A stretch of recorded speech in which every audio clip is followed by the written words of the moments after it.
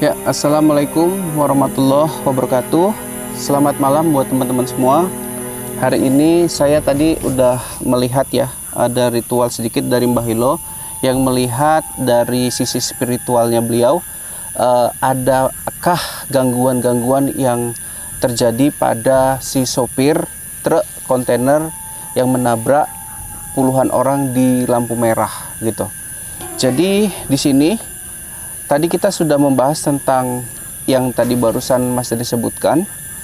Jadi di topik yang kedua ini, apakah ada imbas daripada kecelakaan ini ke depannya gitu ya.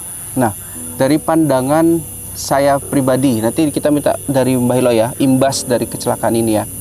Dari pandangan Mas Deni, imbas dari kecelakaan ini yang pertama adalah kemungkinan yang terjadi. Pertama, akan adanya razia ya yang bakal terjadi dan menjaring para kontainer gitu, kontainer dari berbagai wilayah. Nanti bakal di razia dari situasi kelayakan mobil atau truk tadi, apakah layak untuk beroperasi atau tidak.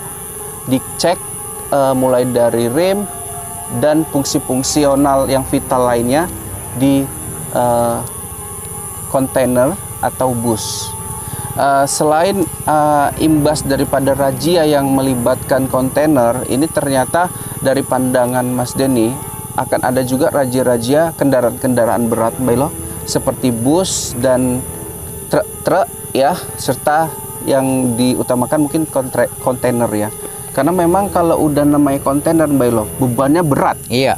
Bebannya berat sehingga kalau namanya sudah remblong, untuk menahan ya kecepatan, bahkan kecepatan yang setengah gitu, yang nggak terlalu tinggi, itu mungkin untuk memberhentikannya itu memang sudah sangat-sangat sulit gitu.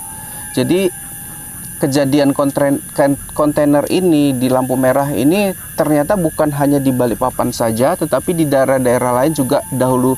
Beberapa waktu yang lalu itu juga banyak terjadi, yang tentunya kalau udah terjadi seperti itu ada korban jiwa. Nah itu, dan apa sih imbas selanjutnya gitu yang Mas Deni lihat itu, ini bakalan ada dari keluarga sih, dari keluarga korban yang meninggal ya. Ada yang Mas Deni lihat situ anak-anak ya, anak-anak yang ditinggalkan gitu. Ini bakal kesusahan ekonominya, Mbak Ilo. Nauzubillah min dzalik ya. Ini harus jadi perhatian ini buat teman-teman semua gini.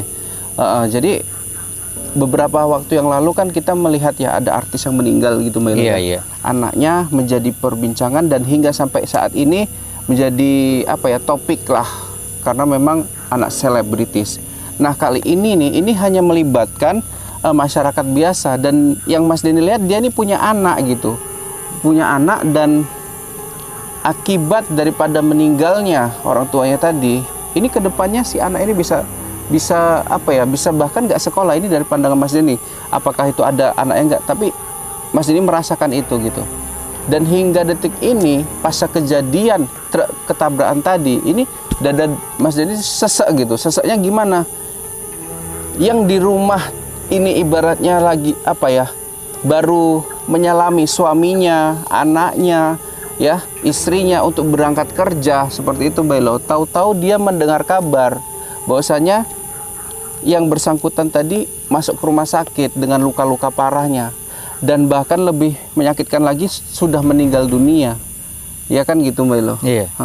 Di rumah itu menunggu, tapi apalah sudah takdir berbicara, yang bersangkutan meninggal dunia.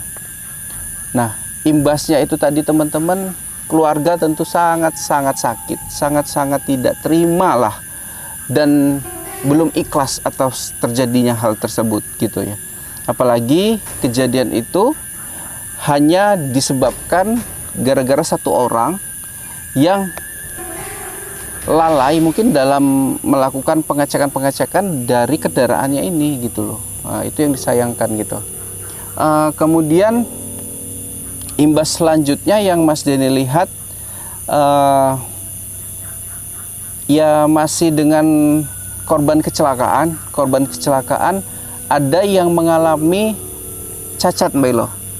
Imbas dari kecelakaan ini Mas Denny lihat ada yang mengalami cacat gitu, dan cacatnya ini sampai selama dia hidup gitu, dan berapapun biaya yang dikeluarkan itu nggak akan memperbaiki cacatnya itu gitu. Jadi buat teman-teman yang Mas Denny harapkan dari netizen gitu, kita apa ya, kita bantu mereka seharusnya, korban-korban ini, walaupun dia bukan selebritis, bukan anak artis gitu ya, tapi mereka ini juga dari kalangan korban dari kecelakaan yang perlu perhatian dan bantuan secara moral dan material gitu sih menurut Mas Denny.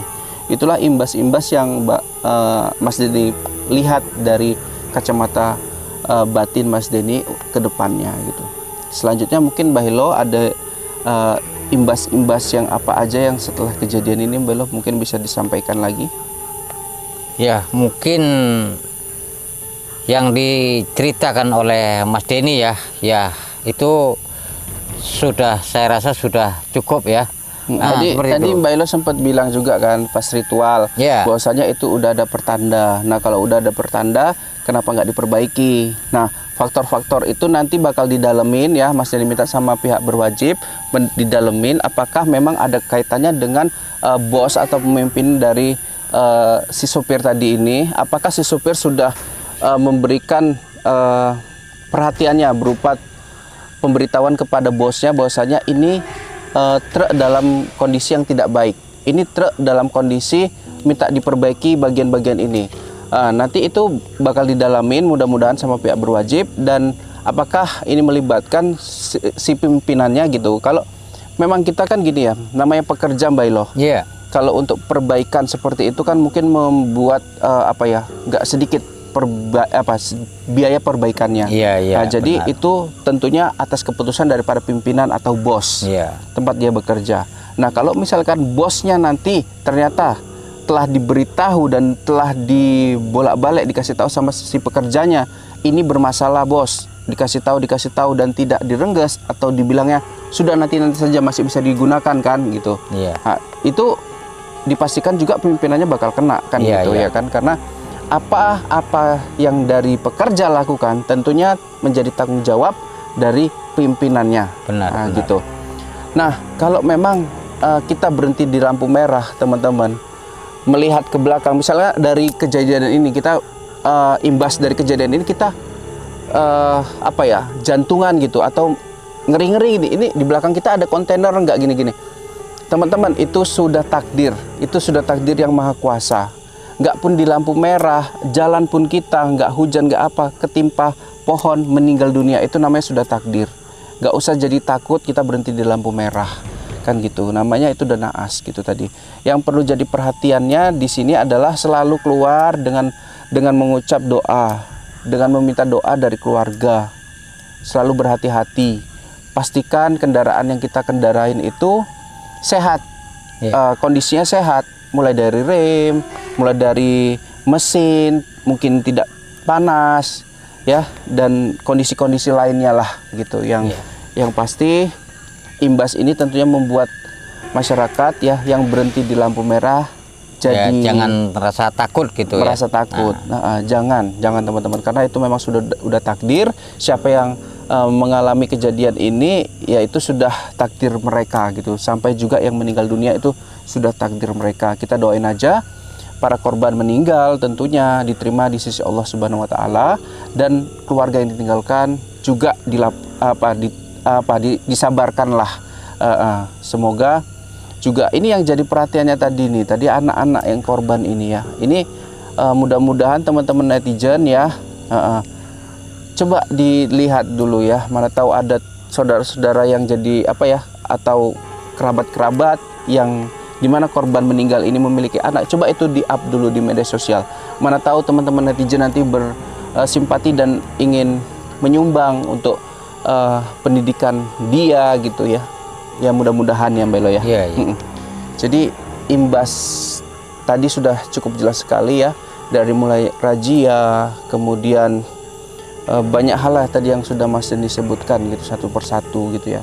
Mudah-mudahan nggak ada lagi lah kejadian-kejadian seperti ini. Dan terutama nih buat yang melakukan sidak kepada mobil-mobil besar seperti truk, bus ya, mungkin dari polisi atau dishub yang sering merazia, coba dari segi itu juga diawasin. Sering-sering dilakukan razia, mungkin itu bisa membantulah daripada kecelakaan-kecelakaan seperti ini gitu. Ada yang perlu disampaikan lagi Mbak sebelum ditutup? Ya, saya himbau juga ya mungkin kepada para pengemudi ya, itu kan kadang kondisi kurang fit, kurang tidur. Nah itu kelalaian itu bisa efeknya kadang ngantuk, masuk parit atau nabrak begitu. Nah usahakan kalau kondisi kita membawa kendaraan, kalau memang itu kurang fit ya usahakan mobil itu pinggirkan di jalan, benar-benar kira-kira aman gitu ya. Tidur kita 10 menit saja, nggak usah lama-lama, itu kita sudah mata ini sudah seger kembali, badan kita sudah fit kembali. Nah gara-gara kita begini Mas Denny, menunda kita 10 menit, nah di jalan kita banyak rintangan, banyak terjadi kecelakaan, lebih bagus kita istirahatkan dulu. Nah seperti itu. Kadang para supir ini memaksakan diri. Nah iya. Oke juga. Mungkin sampai situ aja teman-teman pembahasan untuk di tema ini. Mudah-mudahan kedepannya kita selalu dilindungi oleh Allah Subhanahu Wa Taala dan tidak menjadi korban daripada kecelakaan-kecelakaan tragis seperti ini. Saya Mas Denny dan Bailo, akhir kata mengucapkan wabillahi taufiq wal hidayah. Assalamualaikum warahmatullahi wabarakatuh.